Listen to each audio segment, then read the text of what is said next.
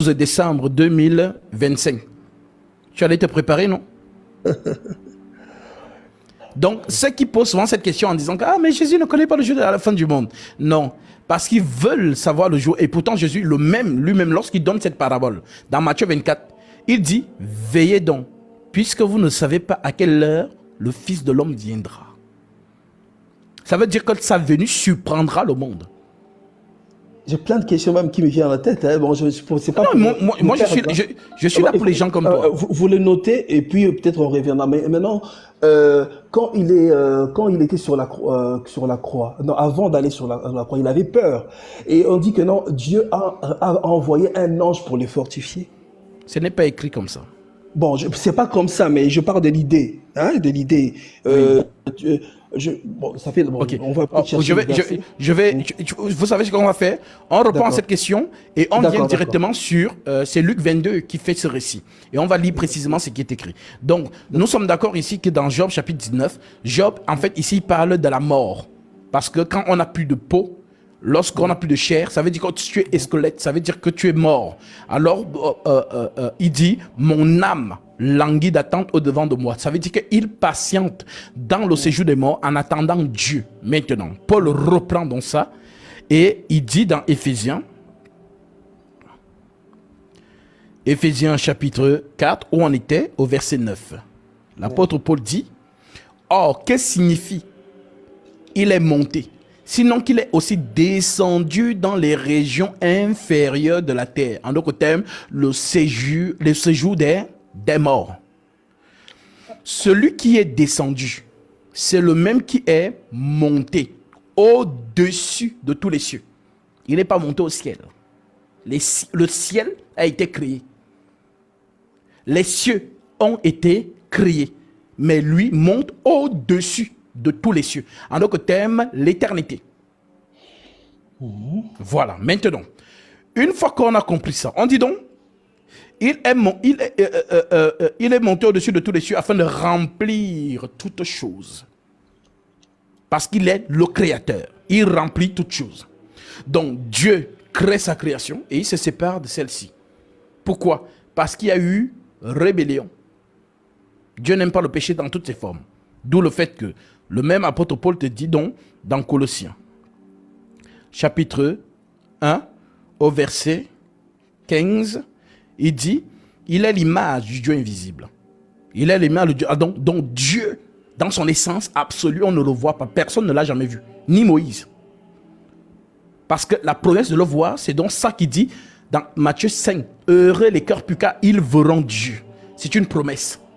Nul ne peut le voir. Timothée l'a dit, il habite une lumière inaccessible que nul homme n'a vu ni ne peut voir. Donc à chaque fois que Dieu va pénétrer sa création, il sera toujours enveloppé. Alors que tu aimes habillé.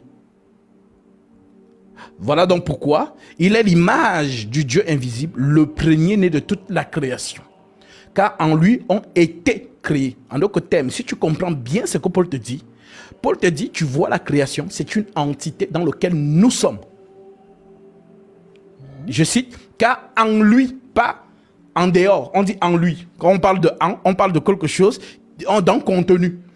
En lui ont été créées toutes les choses qui sont dans les cieux et sur la terre. Et on cite ces choses, les visibles et les invisibles, trône, dignité, domination, autorité. Alors c'est quoi les trônes? C'est quoi les dignités? C'est quoi les dominations? Et c'est quoi les autorités? Ce sont des anges.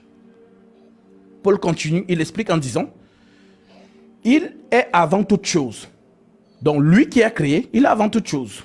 Et toute chose subsiste en lui. En lui. En lui. Ça veut dire quoi? Je vais te le faire autrement. Je prends... Frère Gasby, là, on ne s'éloigne pas. Je termine juste ceci. Nous sommes ici.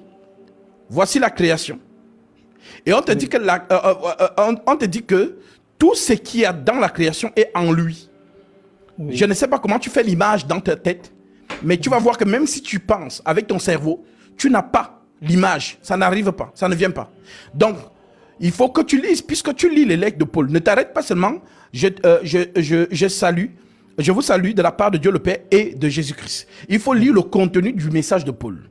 Alors, il nous dit que il est avant toute chose, et toute chose subsiste en lui. Il est la tête du corps de l'Église. Alors, je te pose la question, qui est la tête du corps de l'Église? C'est Jésus-Christ. Donc, Paul parle de qui? De Jésus. Maintenant, il continue. Il est la tête du corps de l'Église. Il est le commencement.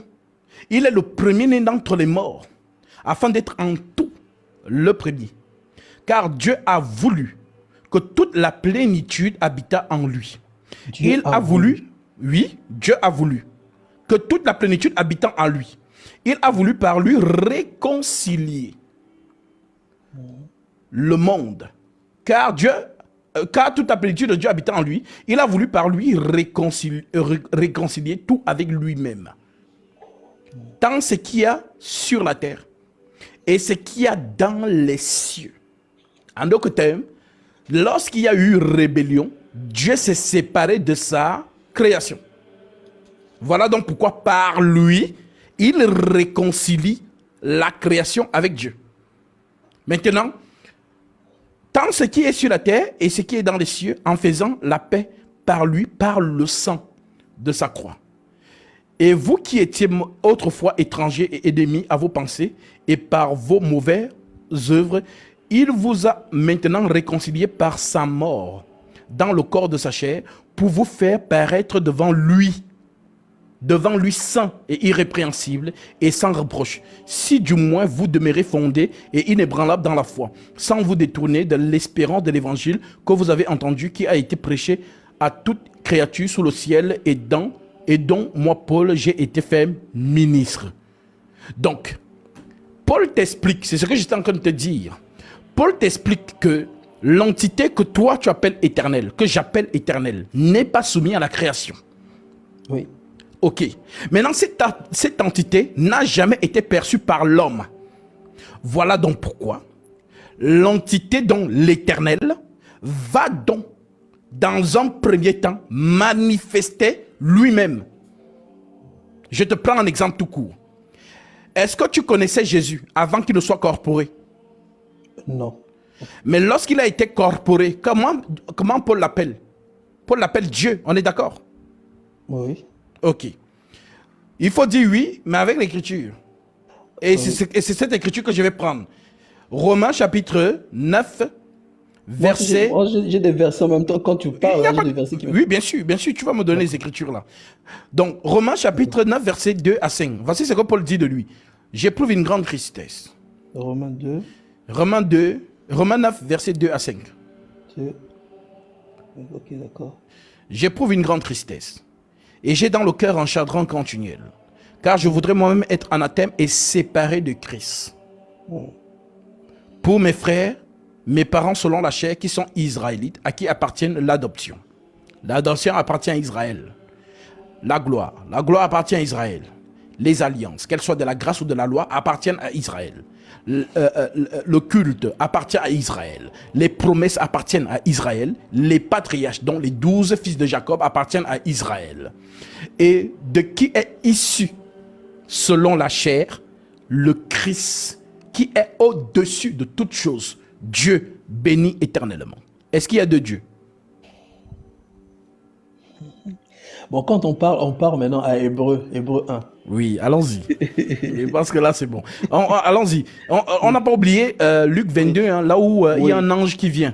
Donc, continuons, oui. On n'a pas oublié aussi, Proverbe 8, vous m'avez pas expliqué c'est quoi cette création-là, parce que vous avez parlé de... Justement, nous y arrivons. C'est parce qu'en fait, tu introduis plusieurs questions. Voilà pourquoi moi, je veux te remonter l'origine de la chose avant qu'on arrive chez Jésus, parce qu'on commence de quelque part Bereshit et on finit donc par Oméga. Voilà pourquoi je t'ai dit que Dieu, c'est la prophétie. La prophétie commence, la prophétie finit. Mais l'éternité ne commence pas, ne finit pas. Et Dieu n'a pas de père, Dieu n'a pas de mère.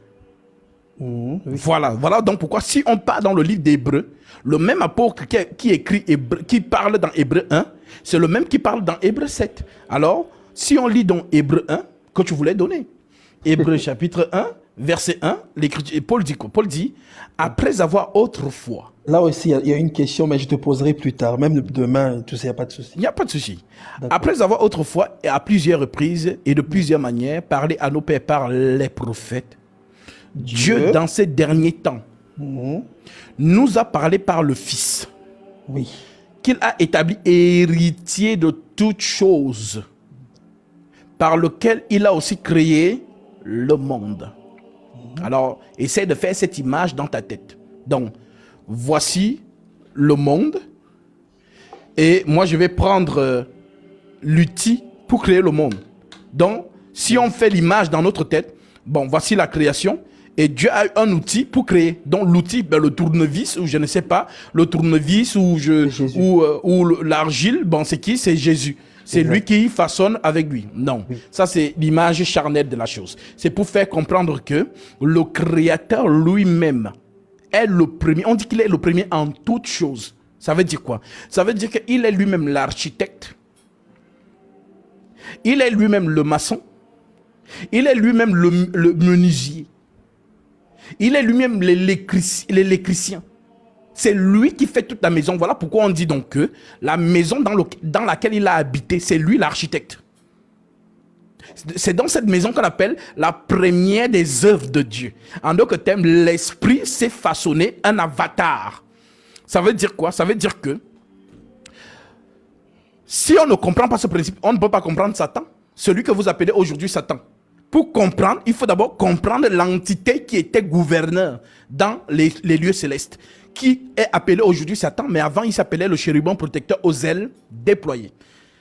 Voilà donc pourquoi, si on ne comprend pas ça, mais vous ne comprendrez pas Jésus-Christ dans sa profondeur. Donc, autrefois, après avoir autrefois à plusieurs reprises et de plusieurs manières parlé à nos pères par les prophètes, Dieu, dans ces derniers temps, nous a parlé par le Fils qu'il a établi héritier de toutes choses et par lequel il a aussi créé le monde, et qui étant le reflet de sa gloire et l'empreinte de sa personne, et soutenant toutes choses par sa parole puissante, a fait la purification des péchés et s'est assis à la droite de la majesté divine dans les lieux très hauts, devenu d'autant supérieur aux anges qu'il a hérité d'un nom plus excellent que le leur.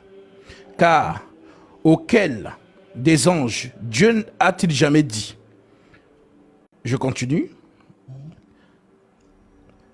Verset 5. Car auquel des anges Dieu n'a-t-il jamais dit: tu es mon fils, je t'ai engendré aujourd'hui. Et encore, je serai pour lui un père, il sera pour moi un fils. Et lorsqu'il introduit de nouveau dans le monde le premier-né, il dit que tous les anges de Dieu l'adorent. Et c'est encore puissant en grec.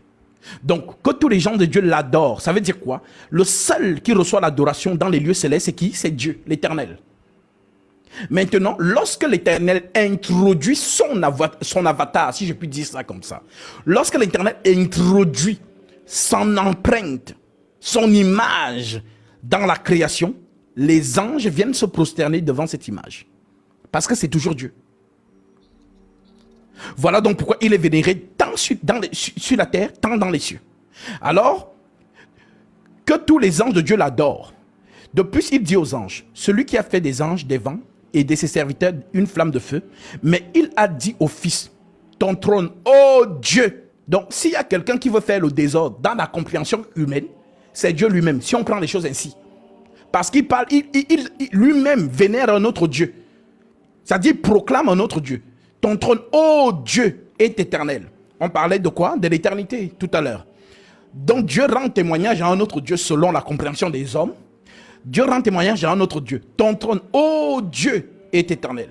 Le sceptre de ton règne est un sceptre d'équité. Tu as aimé la justice et tu as haï l'iniquité. C'est pourquoi, ô Dieu, ton Dieu t'a oint d'une huile de joie au-dessus de tes égaux.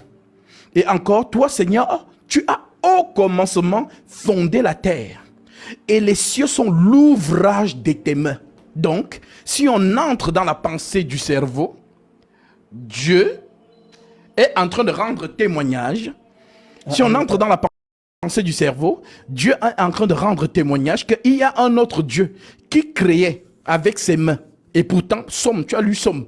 Le livre de Psaume, on rend témoignage que c'est Dieu le créateur. C'est lui qui a tout créé. Maintenant, ici, ce Dieu, Paul, qui a écrit dans les épîtres, inspiré du Saint-Esprit, cet apôtre dit donc, toi, Seigneur, tu as au commencement fondé la terre et les cieux sont l'ouvrage de tes mains. Ils périront, mais tu subsistes. Donc la création va périr, mais tu subsistes. Et ils périront, mais tu subsistes. Ils vieilliront tous comme un vêtement. Tu les rouleras comme un manteau et ils seront changés. Mais toi, tu restes le même. Et tes années ne finiront point. Et auquel des anges a-t-il jamais dit, assieds-toi à ma droite jusqu'à ce que je fasse de tes ennemis ton marchepied. C'est ce que tu as cité tout à l'heure, en Corinthiens chapitre 15, à partir du verset 22. Ne sont-ils pas tous des esprits au service de Dieu, envoyés pour exercer un ministère en faveur de ceux qui doivent hériter le salut? Donc, Paul, qui écrit ces choses, te rend témoignage que le Seigneur Jésus-Christ, c'est lui l'éternel. Que ce soit dans l'incréation, en autre terme l'éternité, que ce soit dans la création. Voilà pourquoi il reçoit partout où il est l'adoration. Maintenant, ce qui est monté dans ta tête, dans ta mémoire, Luc 22, que nous allons lire. Parce qu'apparemment, il s'est fait aider par un ange. Oui. Mais si nous disons, si Paul dit que Jésus est Dieu, qui fortifie les anges? C'est Dieu ou c'est les anges? C'est Dieu. C'est Dieu. Alors, comment expliquer donc ici? Un ange peut aller fortifier lui-même Dieu. Voilà, justement. Donc, on va lire ça. Luc 22, verset 39.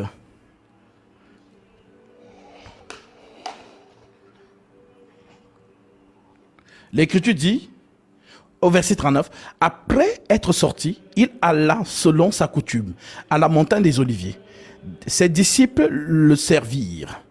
Lorsqu'il fut arrivé dans ce lieu, il leur dit, priez afin que vous ne tombiez en tentation. Puis il s'éloigna d'eux à la distance d'environ un jet de pierre. Et s'étant mis à genoux, il pria, disant, Père, si tu voulais, éloigne de moi cette coupe.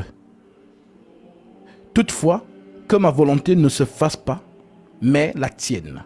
Alors un ange lui apparut du ciel pour le fortifier. Donc, si Jésus est le créateur non seulement des anges, parce qu'on dit qu'il a créé les visibles et les invisibles, trône, dignité, domination, autorité. Si c'est Jésus le créateur des anges, si c'est lui le chef des anges, parce qu'on dit qu'il est le chef de toute domination et de toute autorité, je le donne par écrit, Colossiens chapitre 2, verset 8. Colossiens 2, verset 8. L'Écriture dit, prenez garde que personne ne fasse de vous sa propre par la philosophie ou par une vaine tromperie s'appuyant sur les traditions des hommes, sur les rudiments du monde et non sur Christ. Car en lui habite corporellement toute la plénitude de la divinité. Vous avez tout pleinement en lui qui est le chef de toute domination et de toute autorité. Donc, les dominations et les autorités, ce sont les anges.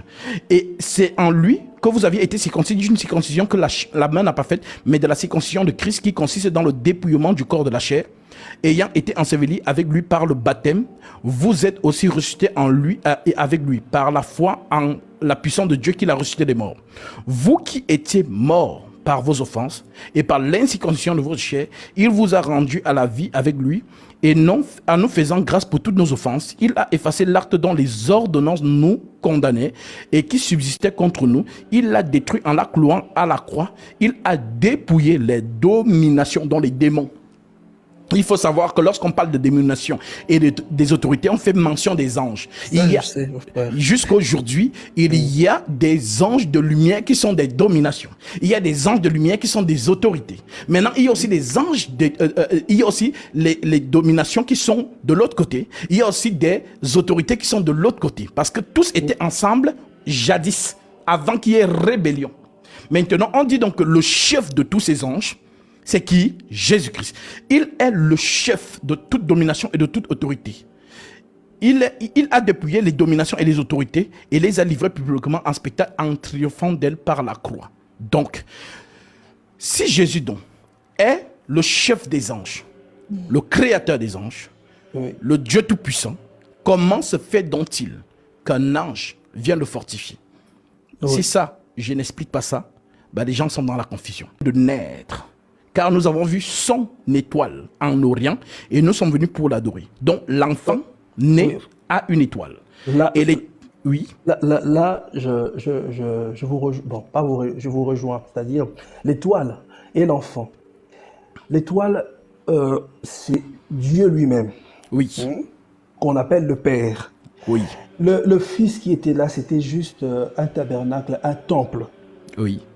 Un temple. Parce que quand Jésus-Christ avait eu son baptême, c'est en ce moment-là que l'Esprit du Père est entré en Jésus-Christ. Oui. Mais quand le bébé était là, c'était juste un corps. Parce qu'il a dit que tu n'as pas voulu ni sacrifice et tout ça, tu as créé un corps et tout, donc tout ça, blablabla. Là. Oui.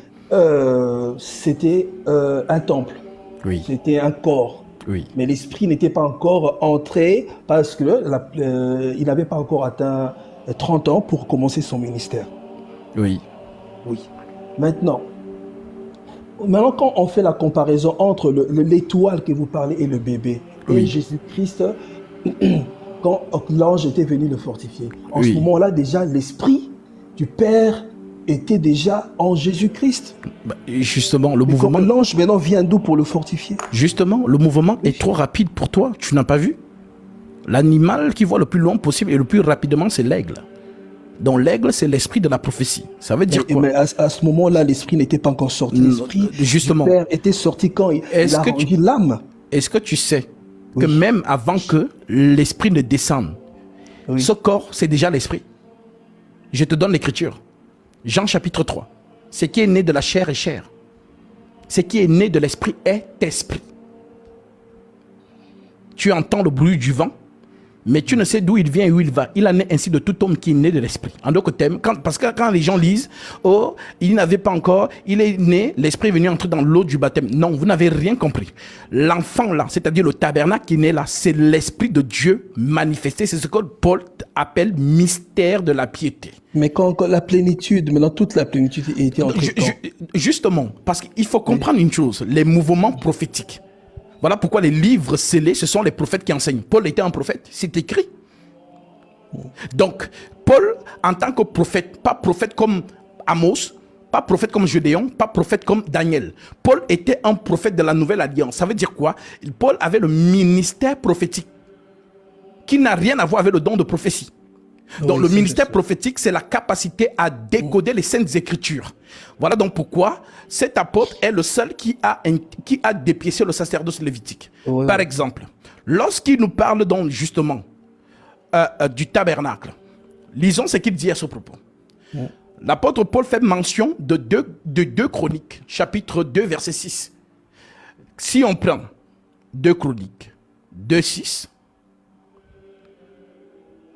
il est écrit là-bas, si je prends même à partir du verset 1, l'écriture dit: Salomon ordonna que l'on bâtit une maison au nom de l'Éternel, et une maison royale pour lui. Salomon compta 70 000 hommes pour porter les fardeaux, 90 000 pour tailler les pierres dans la montagne, et 3 600 pour les surveiller. Salomon envoya dire à Huram, roi de Tyr: Fais-moi comme tu as fait pour David, mon père, à qui tu as envoyé les cèdres afin qu'il se bâtisse une maison d'habitation.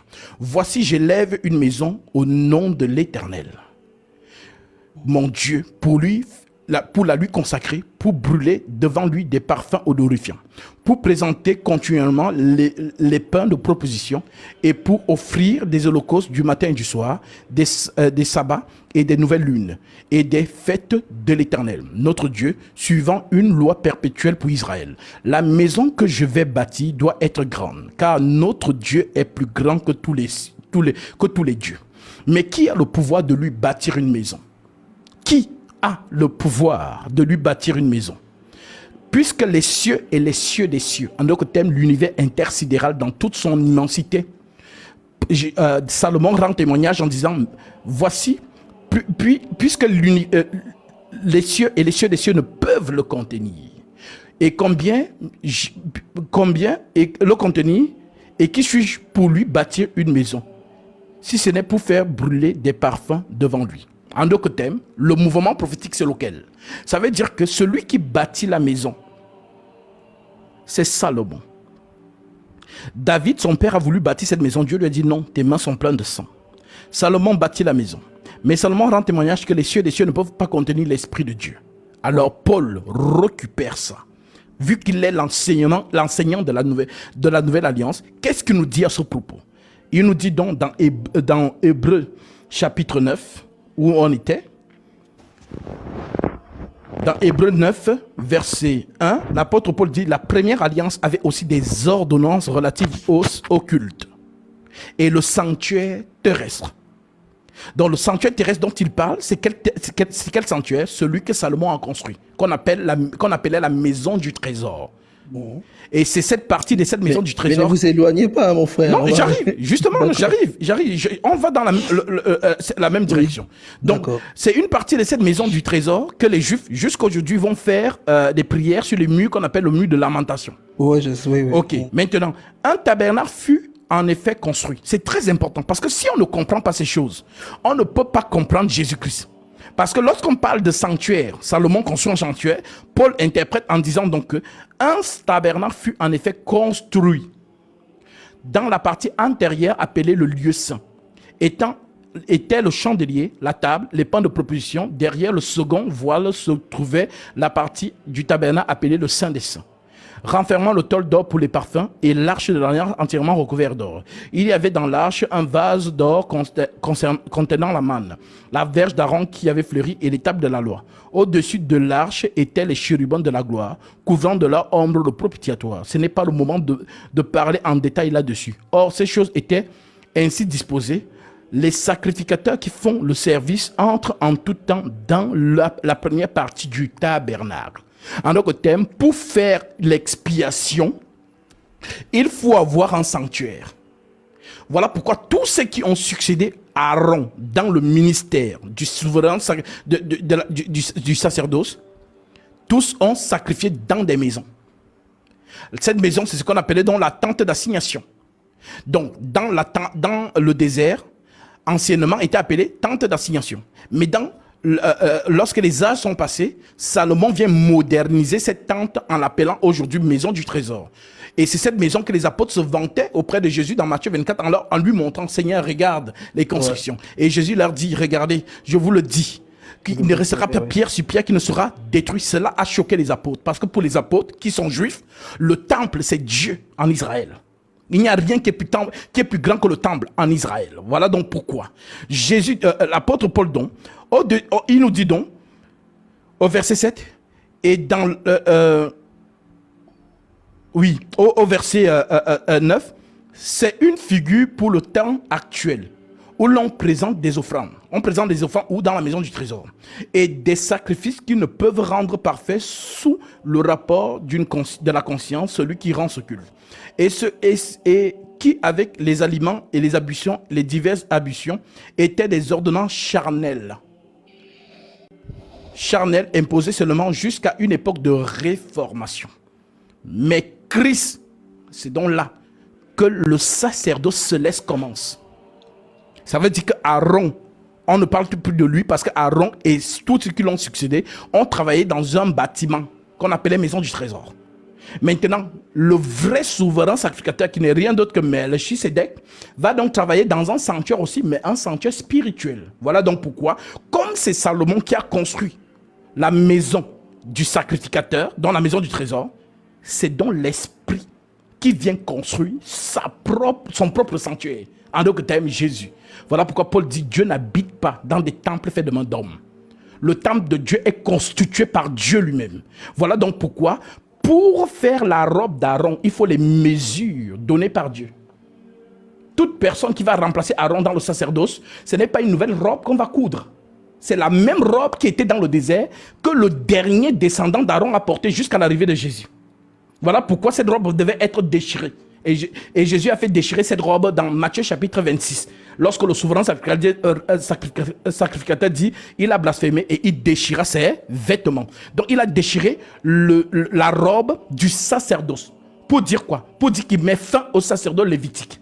Voilà donc pourquoi jusqu'à aujourd'hui, il n'y a plus de souverain sacrificateur en Israël. Jusqu'à aujourd'hui, il n'y a pas de temple. Jusqu'à aujourd'hui, il n'y a pas de culte en Israël. Jusqu'à aujourd'hui, il n'y a pas de sacrifice, c'est Ikabot en Israël.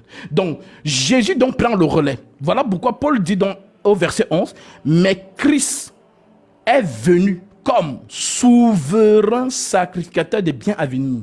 Il a traversé le tabernacle plus grand et plus parfait qui n'est pas construit de main d'homme.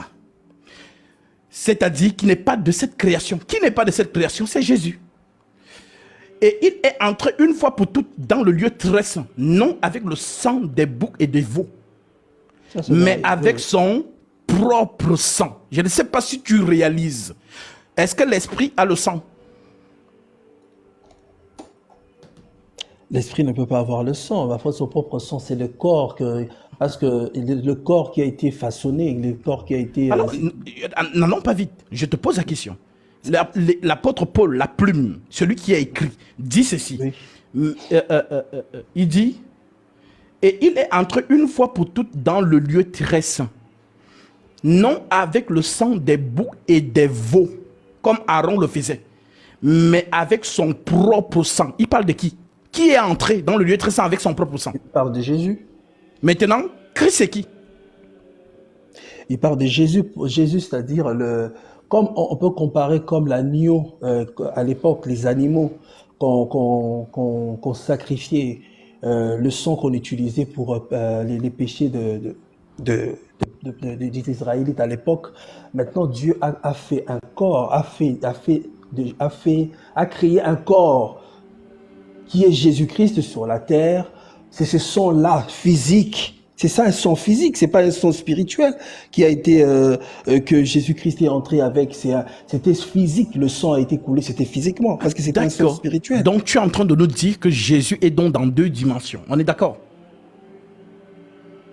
On ne dirait pas que Jésus-Christ est dans deux dimensions. Jésus-Christ est venu, il ne pouvait pas venir en esprit sur la terre. Il ne pouvait pas venir un esprit venir habiter sur la terre. C'est ça que j'ai dit. Oui. C'est ça que je t'ai dit. On te fait comprendre ici. Je te parle d'un souverain sacrificateur. Je ne te parle pas du sacrifice. Je te parle du souverain sacrificateur.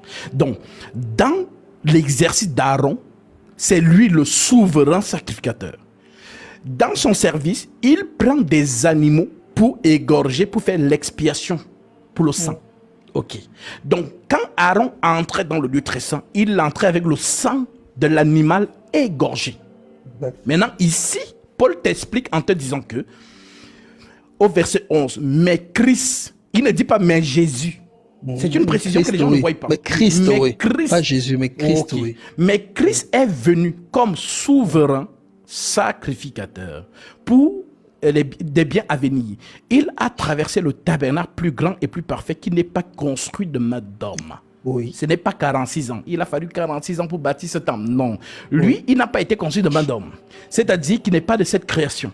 Il est entré une fois pour toutes. Il est entré une fois pour toutes dans le lieu très saint, non avec le sang des boucs et des veaux, mais avec son propre sang. Oui. Maintenant, c'est la question que je te pose, parce que c'est de l'esprit, donc Christ qu'on parle ici. Donc Christ est entré dans le lieu très saint avec son propre sang. Maintenant, je t'ai posé la question de savoir, est-ce qu'un esprit a le sang? Tu as dit non. Oui. Alors, pourquoi Paul dit que Christ, donc l'esprit là, est entré dans le lieu très saint avec son propre sang? Juste pour te faire comprendre que le corps et l'esprit sont un. C'est la même chose. Voilà pourquoi je t'ai dit que l'enfant qui était dans le ventre de Marie, l'apôtre Gabriel dit à Marie, le Saint-Esprit viendra sur toi et la puissance du Très-Haut te couvrira de son ombre. En autre terme, les gens pensent que Jésus est né sans Saint-Esprit. Il va le recevoir dans l'eau du baptême. Non, c'est que la vision n'est pas rapide. Jésus est pleinement l'Esprit. Voilà donc pourquoi dans l'eau du baptême, c'est autre chose qui va se manifester. C'est la tunique. C'est-à-dire qu'il doit être habillé. Je te lis cela. Lévitique, chapitre 16. La loi de l'habillement. Lévitique 16. Vers 17h et quelques, je veux partir. Il n'y a pas de souci, je termine par là. Lévitique 16, verset 1. La loi de l'habillement du sacrificateur. L'Éternel parla à Moïse après la mort des deux fils d'Aaron, qui mourut en se présentant devant l'Éternel. L'Éternel dit à Moïse, parle à ton frère Aaron, afin qu'il n'entre pas en tout temps dans le sanctuaire et au-dedans du voile, devant le propitiatoire qui est sur l'arche, de peur qu'il ne meure, car j'apparaîtrai dans la nuée sur le propitiatoire. Voici de quelle manière Aaron entrera dans le sanctuaire. Il prendra un jeune taureau pour le sacrifice d'expiation, un bélier pour l'holocauste. Il se revêtira de la tunique sacrée, de lin, et portera sur son corps des caleçons de lin. Il se ceintura une ceinture de lin et il se couvrira la tête d'une tiare de lin. Ce sont les vêtements sacrés. Il se couvrira de la tête de tiare de lin. Ce sont des vêtements sacrés dont il se revêtira après avoir lavé son corps dans l'eau. Le souverain sacrificateur, avant d'apporter les habits sacrés, il doit d'abord sortir de l'eau. Voilà donc pourquoi, et seulement pourquoi, Jésus a été conduit par l'Esprit Saint au Jourdain. Et c'est cette scène qu'on voit dans Jean chapitre 1, verset 29. Voici l'accomplissement de Lévitique 16. Jean chapitre 1, verset 29, l'Écriture dit: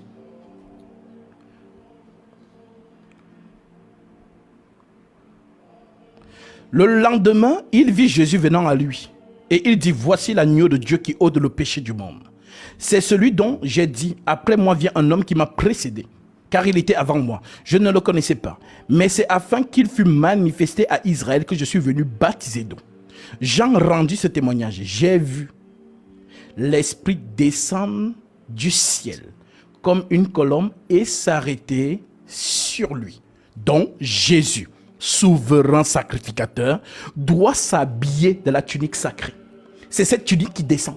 Parce que dans la loi n'est pas l'exacte représentation des choses. Donc, l'Esprit de Dieu était représenté par la tunique de lin. Voilà pourquoi Aaron devait porter ça avant d'officier.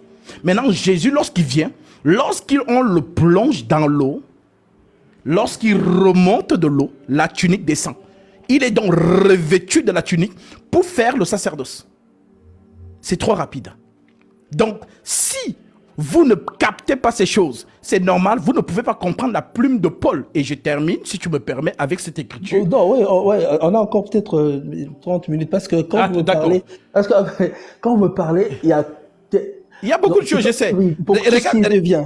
Mais, je termine par là.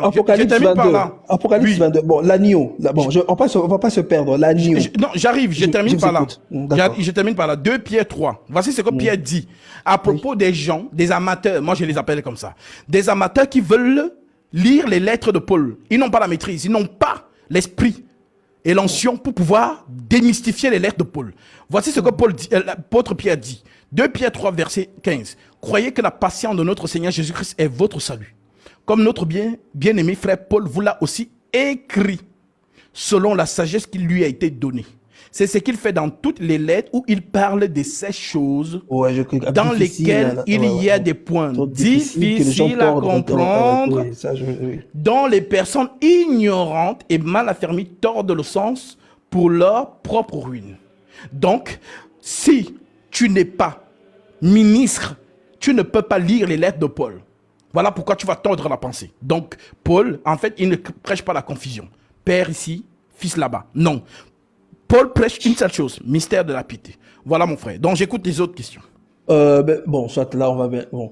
L'agneau, quand on parle de l'agneau, c'est Jésus-Christ. Oui. On fait référence à Jésus. Oui. D'accord. Maintenant,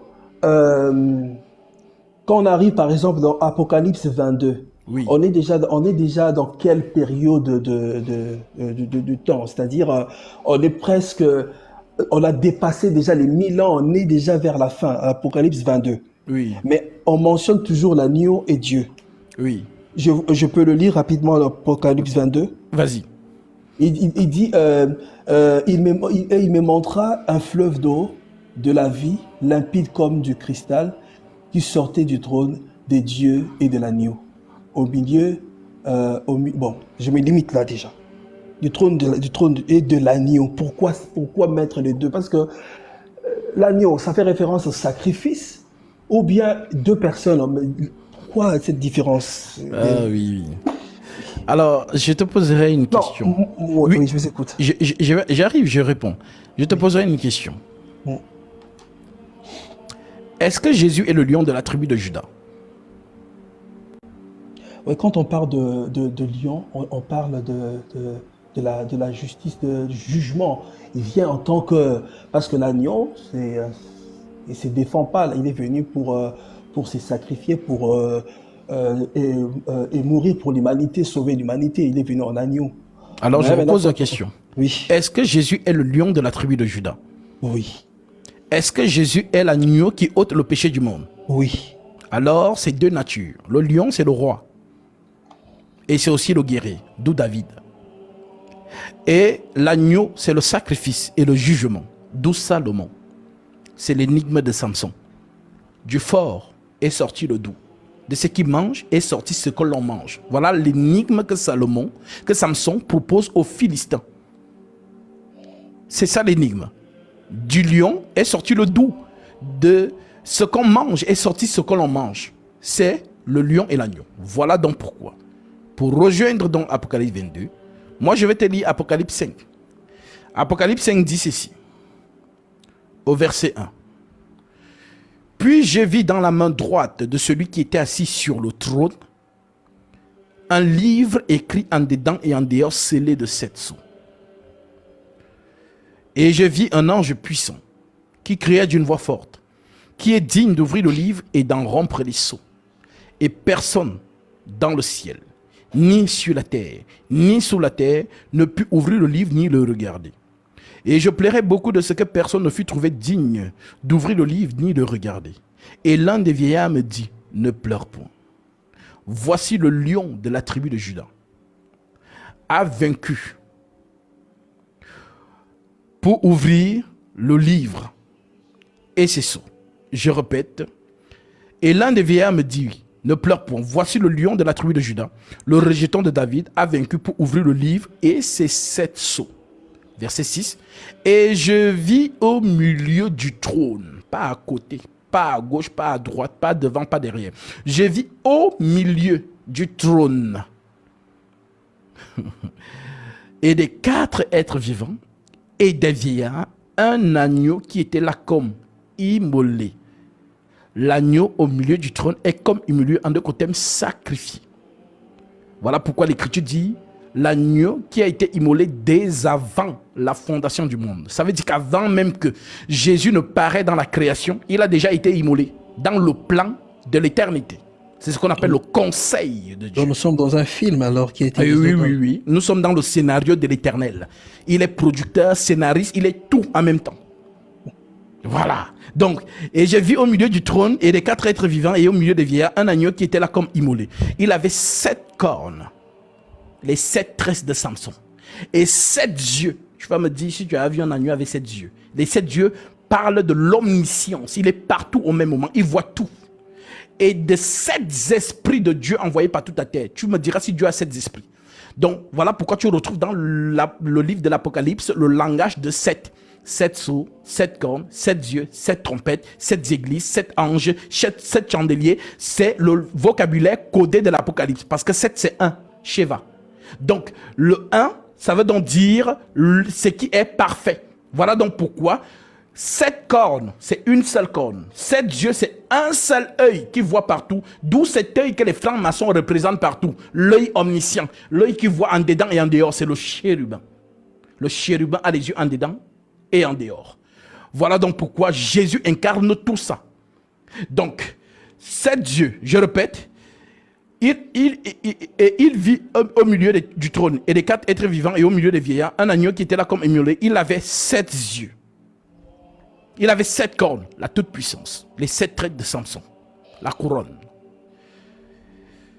Il avait 7 cornes, 7 yeux, l'omniscience, l'omniprésence. 7 esprits de Dieu, l'esprit parfait, qui sont envoyés par toute la terre. Il vint et il prit le livre entre la main droite de celui qui était assis sur le trône.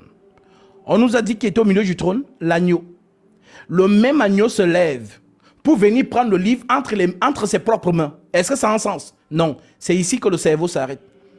En d'autres termes, ce que Jean veut te faire comprendre, c'est que le lion, c'est Jésus.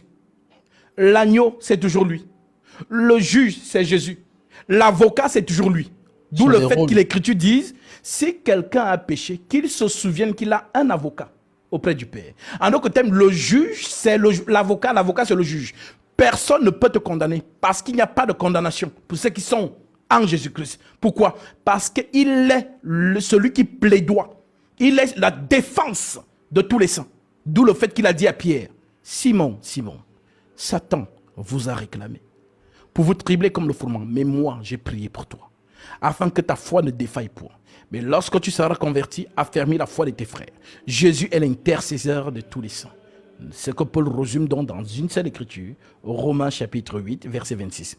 Nous ne savons pas quoi demander dans nos prières, mais l'Esprit lui-même intercède par des soupirs inexprimables. Et celui qui connaît la pensée de l'Esprit sait ce que l'Esprit demande, parce que c'est en faveur des saints qu'il intercède selon Dieu.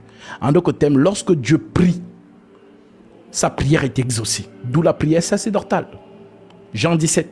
Nous sommes tous en tout cas tous les saints, tous les disciples de Jésus qui se retrouvent dans ce chapitre. La prière du saint, Jésus. Donc, Jésus a prié pour toute l'église. Voilà pourquoi nous sommes intouchables. Je ne te prie pas de les ôter du monde, mais de les préserver du mal. Être préservé du mal, c'est être préservé de Satan, afin que Satan n'anéantisse pas la foi du saint. Voilà pourquoi aucun saint ne manifestera l'apostasie. Mais ceux qui ne sont pas de l'église vont manifester l'apostasie, vont retourner à l'idolâtrie. Mais tous ceux qui sont appelés par Jésus-Christ ne pourront jamais s'égarer. D'où la prophétie de Ésaïe, chapitre 35, verset 8. Et l'écriture d'Ésaïe nous dit ceci. Ésaïe 35, verset 8. Il y aura là un chemin frayé qu'on appellera la voie sainte.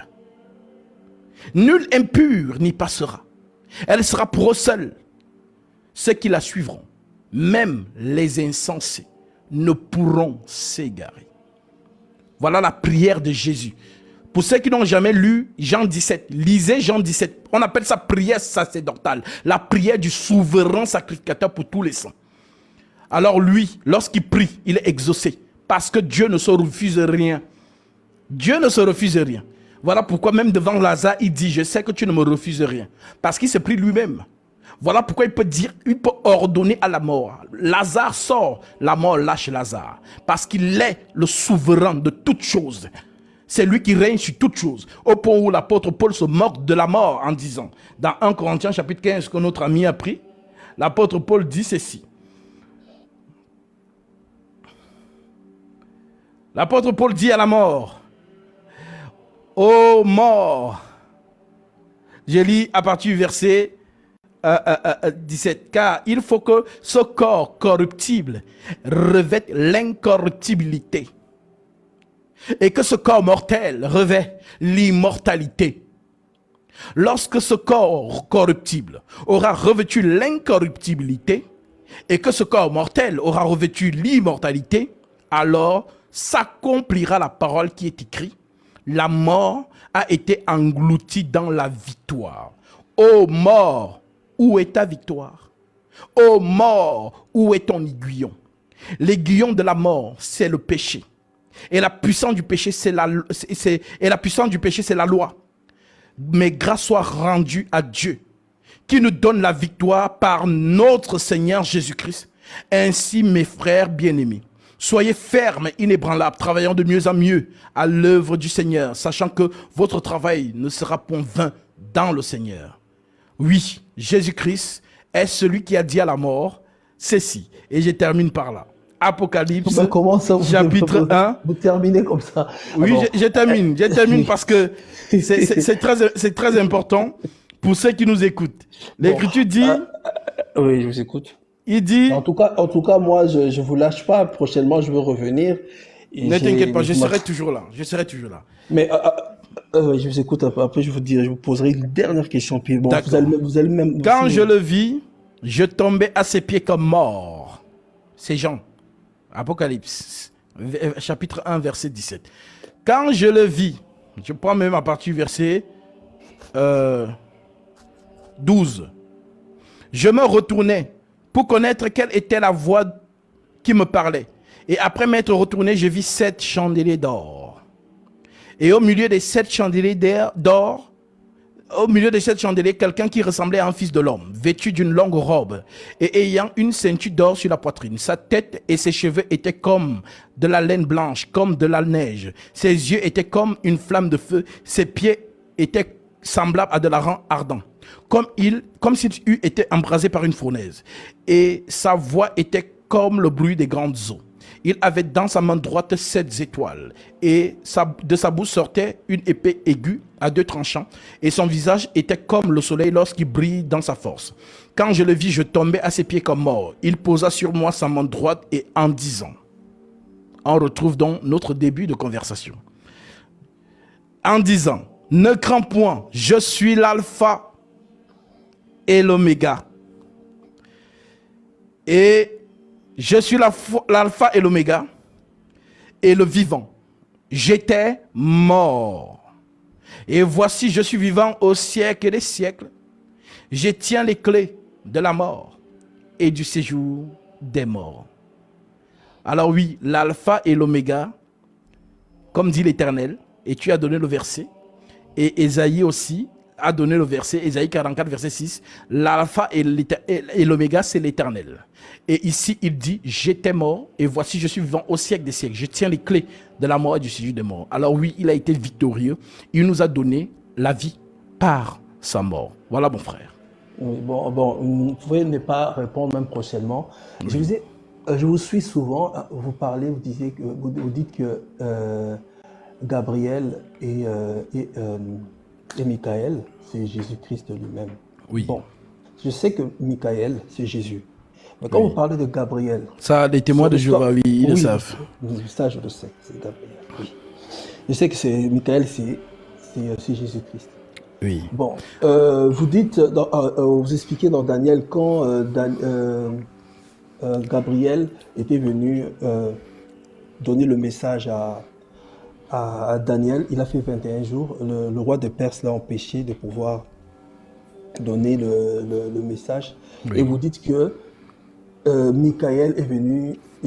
Donc Gabriel c'est Jésus-Christ, Michael Jésus-Christ, et Michael est venu après 21 jours. Oui. Venu comment aider Gabriel pour être libéré de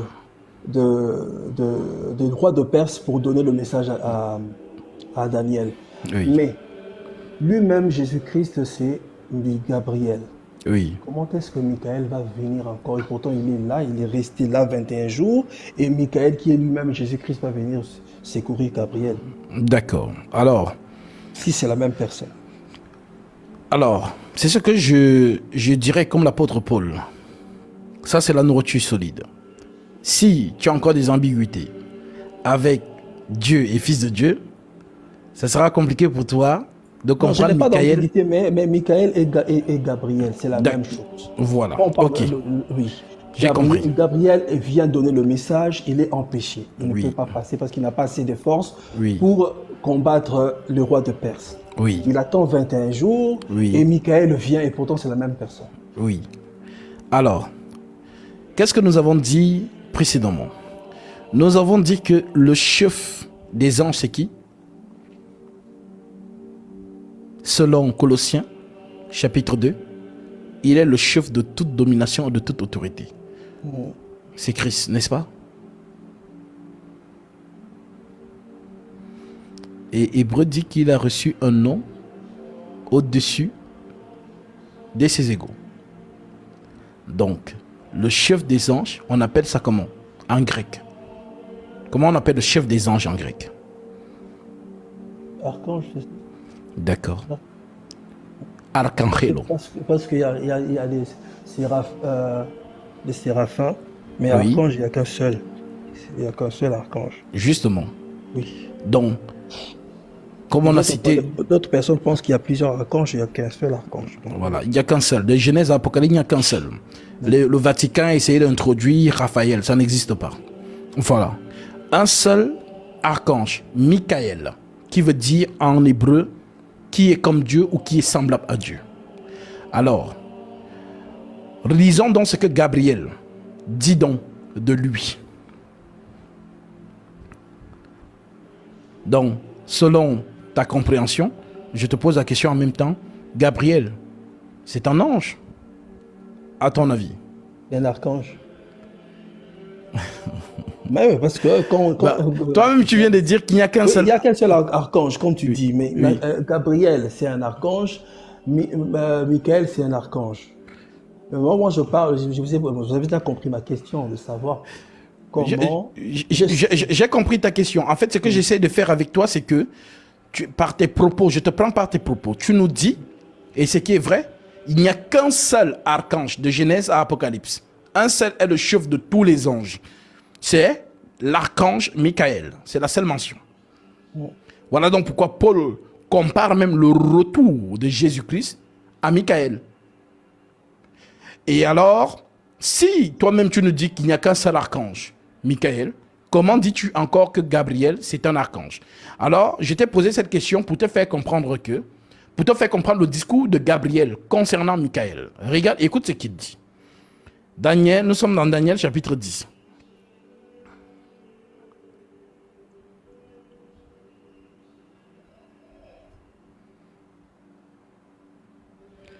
Daniel 10, je suis au verset...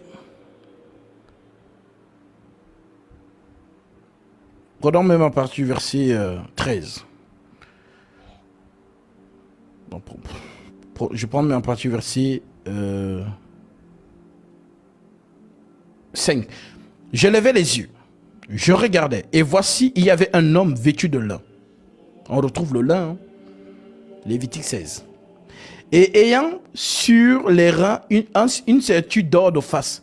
Son corps était comme de chrysolite. Son visage brillait comme l'éclair. Ses yeux étaient comme de flammes de feu. Je pense que ce personnage, la description te dit quelque chose. Oh, l'Apocalypse, oui. Voilà, Apocalypse chapitre 1, verset 8, effectivement. Oui. Mais sauf que là-bas, celui qui a la même description que celui-ci, c'est Jésus. Voilà, donc ses bras et ses pieds ressemblaient à de la rame polie. Et le son de sa voix était comme le bruit d'une multitude. Verset 7. Moi, Daniel, je vis seul cette vision, et les hommes qui étaient avec moi ne la virent point. Mais ils furent saisis d'une grande frayeur, et ils prirent la fuite pour se cacher. Je restais seul, et je vis cette grande vision. Les forces me manquèrent. Mon visage changea de couleur et fut décomposé. Et je perdis toute vigueur. J'entendis le son de ses paroles. Et comme j'entendais le son de ses paroles, je tombais frappé d'étourdissement, la face contre terre. Et voici une main me toucha comme Jean, et secoua mes genoux et me dit, et mes mains. Puis il me dit, Daniel, bien-aimé, sois attentif aux paroles que je vais te dire, et tiens-toi debout à la place où tu es, car je suis maintenant envoyé vers toi. Lorsqu'il m'eut ainsi parlé, je me tins debout en tremblant. Il me dit, Daniel, ne crains rien, car dès le premier jour où tu as eu à cœur de comprendre et de t'humilier devant ton Dieu, tes paroles ont été entendues. Et c'est à cause de tes paroles que je viens.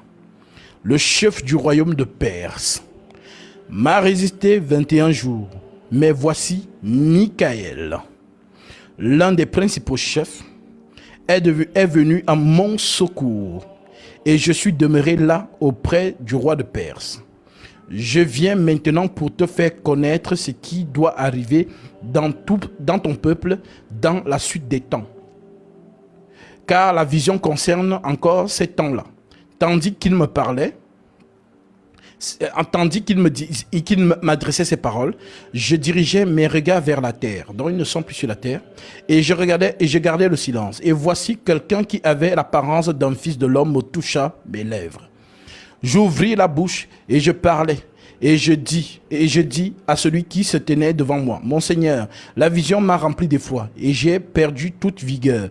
Comment le serviteur de mon Seigneur pourrait-il parler à mon Seigneur? Maintenant, les forces me manquent et je n'ai plus de souffle.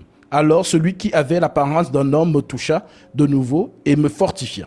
Puis il me dit, ne crains rien, homme bien-aimé. Que la paix soit avec toi. Shalom. Courage, courage. Et comme il me parlait, je repris des forces. Et je dis, que mon Seigneur parle, car tu m'as fortifié. Il me dit, sais-tu pourquoi je suis venu vers toi? Maintenant, je m'en retourne pour combattre le chef de Perse. Et quand je partirai, voici le chef de Javan viendra. Mais je veux te faire connaître ce qui est écrit dans le livre de la vérité. Personne ne m'aide contre cela, excepté Michael, votre chef. Excepté Michael, votre chef. Gabriel s'exclut. Il aurait dû dire, excepte Michael, notre chef. Car Michael, c'est l'archange de tous les anges. C'est le chef de la milice céleste. Voilà donc pourquoi Gabriel s'exclut, excepté Michael, votre chef. En d'autres termes, quand on parle de Gabriel, pour ceux qui nous entendent, Gabriel, c'est l'esprit de la prophétie. C'est lui qu'on appelle ange de lumière. C'est aussi lui qu'on appelle consolateur. C'est aussi lui qu'on appelle Saint-Esprit. Voilà donc pourquoi Jésus, dans Apocalypse 22, verset 16, que le frère a pris, Jésus dit, « Moi, Jésus, j'ai envoyé mon ange pour vous attester ces choses dans les églises. Je suis l'étoile brillante, je suis le rejeton de David, de la postérité de David, l'étoile brillante du matin. » En d'autres termes, lorsque Jésus vous enseigne, c'est lui Gabriel. Lorsque Jésus vous défend, c'est lui Michael. Tout simplement. Voilà donc pourquoi les deux, Jésus travaille en tant que lion, il travaille en tant qu'agneau. Si tu ne comprends pas Salomon et David, comment voudrais-tu comprendre Gabriel et Michael? Voilà pourquoi nous parlons dans les 4 dimensions, doctrine, révélation, connaissance et prophétie. Donc oui mon frère, Gabriel est bel et bien l'ange de lumière qui n'est rien d'autre que le côté messager de notre Seigneur Jésus-Christ. Et Michael, le côté guerrier. Donc, pour ceux qui veulent que je corrèle cette écriture, je vais la prendre avec, je termine avec 1 Thessaloniciens, chapitre 4, verset 16. Voici ce que l'apôtre Paul, qui comprend ces choses, avant même de prendre ça, permettez-moi de prendre Daniel, chapitre 12. Et je termine avec 1 Thessaloniciens. En ce temps-là se lèvera Michael, le grand chef, le défenseur des enfants de ton peuple, et ce sera une époque de détresse telle qu'il n'y en a pas eu de semblable depuis que les nations existent jusqu'à cette époque. En ce temps-là, ceux de ton peuple qui seront trouvés inscrits dans le livre seront sauvés. Plusieurs de ceux qui dorment dans la poussière de la terre se réveilleront. Les uns pour la vie éternelle et les autres pour la honte éternelle. Maintenant, je prends 1 Thessaloniciens chapitre 4 verset 16. Voici ce que l'apôtre Paul dit, lui qui a capté ces choses. Car le Seigneur lui-même a un signal donné à la voix d'un archange. Donc c'est lui Michael. À la voix d'un archange et au son de la trompette de Dieu, descendra du ciel et les morts en Christ ressusciteront premièrement. Voilà pourquoi lorsqu'on vous parle de Daniel, Daniel chapitre 12, l'arrivée de Michael dans Daniel chapitre 12, l'arrivée de Michael enclenche la résurrection. Et ici, l'arrivée de Jésus enclenche la résurrection. Pour ceux qui ne captent pas, c'est que vraiment, vous êtes voilés. Comme Paul pouvait le dire, si notre évangile est encore voilé, il est voilé pour ceux qui périssent. Mais pour ceux qui sont sauvés, voilà, c'est une démonstration de la puissance de Dieu. Voilà mon frère. Merci beaucoup. Bon, vous êtes là toute la semaine ou comment? Quel jour vous êtes en live? Toujours, c'est mon métier. Voilà, je suis un enseignant. Voilà, donc le Seigneur m'a embauché à ce service. Donc je suis Matthieu 20. Tu connais la parabole de Matthieu 20? Non. Est-ce qu'on peut terminer par cette note? Ça me reste que 5 minutes. Oui, 5 minutes. À 5 minutes, j'aurais terminé. Okay. Matthieu 20. Voici ce que je suis. Verset 1. Car le royaume des cieux est semblable à un maître de maison Jésus, qui sortit dès le matin afin de louer des ouvriers pour sa vigne. La vigne, c'est le monde. Il convint avec eux d'un denier, un jour par jour. Il convint avec eux un denier par jour. Il envoya à sa vigne. Il sortit vers la 3e heure. Et il en vit d'autres qui étaient sur les places sans rien faire. Il leur dit, allez aussi à ma vigne, et je vous donnerai ce qui est raisonnable. Et il y envoyait, et ils allèrent. Et il sortit de nouveau vers la 11e heure et vers la 9e heure. Il sortit de nouveau vers la 6e heure et vers la 9e heure. Et il en vit d'autres. Il en fit de même. Étant sorti vers la 11e heure, qui est la dernière, il en trouva d'autres qui étaient sur la place. Et il leur dit, pourquoi vous tenez-vous ici sans rien faire toute la journée? Pourquoi vous tenez-vous ici toute la journée sans rien faire? Il lui répondit, c'est que personne ne nous a loués. Allez à ma vigne, leur dit-il. Car quand le soir fut venu, le maître de la vigne dit à son intendant, appelle les ouvriers et paye-leur leur salaire en allant des derniers aux premiers. Je suis le dernier. Ceux de la 11e heure vinrent et reçurent chacun un denier. Les premiers vinrent ensuite, croyant recevoir davantage, mais ils reçurent aussi chacun un denier. Donc j'aurai le même salaire que ceux qui m'ont précédé. Voilà. En leur recevant, ils murmurèrent contre le maître de la maison en disant, et dirent, ces derniers n'ont travaillé qu'une heure, et tu les traites à l'égal de nous, qui avons supporté la fatigue du jour et la chaleur. Il répondit à l'un d'eux, mon ami, je ne te fais pas tort. N'es-tu pas convenu avec moi un denier? Prends ce qui te revient et va-t'en. Je veux donner à ce dernier autant qu'à toi. Ne m'est-il pas permis de faire de mon bien ce que je veux? Ou vois-tu d'un mauvais œil que je sois bon? Ainsi les derniers seront les premiers et les premiers seront les derniers. Voilà la vigne de Dieu. Je suis le dernier. D'où le volume de la connaissance. Que ceux qui ont les oreilles pour entendre, entendent. Après, le Seigneur vient prendre son église.